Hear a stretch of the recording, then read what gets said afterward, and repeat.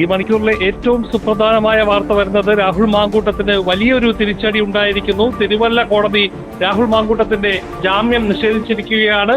Youth Congress സംസ്ഥാന president Rahul മാങ്കൂട്ടത്തിന് നിയമപരമായ ഒരു തിരിച്ചടി വന്നിരിക്കുകയാണ്. തിരുവല്ല മജിസ്ട്രേറ്റ് കോടതി രാഹുൽ മാങ്കൂട്ടത്തിന്റെ ജാമ്യാപേക്ഷ തള്ളി എന്നുള്ള ഒരു വാർത്തയാണ് ഇപ്പോൾ പുറത്തു വരുന്നത്. കോടതി ജാമ്യം ലഭിക്കുമെന്ന പ്രതീക്ഷയിലായിരുന്നു രാഹുലിനും യൂത്ത് കോൺഗ്രസ് നേതൃത്വത്തിനും. എന്നാൽ കോടതി വിധി അപ്രതീക്ഷിതമായി മാറിയിരിക്കുകയാണ്. ഇപ്പോൾ വന്നിരിക്കുന്ന വിധി പ്രകാരം രാഹുൽ മാങ്കൂട്ടത്തിന്റെ ജാമ്യം നിഷേധിച്ചിരിക്കുന്നു.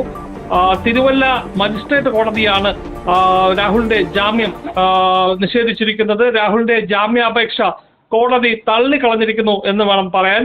കേസുമായി ബന്ധപ്പെട്ട് രാഹുൽ മാങ്കൂട്ടം സമർപ്പിച്ച ജാമ്യാപേക്ഷ പരിഗണിക്കവെയാണ് തിരുവല്ല മജിസ്ട്രേറ്റ് കോടതി വിധി പ്രസ്താവിച്ചത്. പ്രോസിക്യൂഷൻ വാദങ്ങൾ അംഗീകരിച്ച കോടതി നിലവിലെ സാഹചര്യത്തിൽ ജാമ്യം നൽകാനാകില്ല എന്നാണ് വ്യക്തമാക്കിയിരിക്കുന്നത്.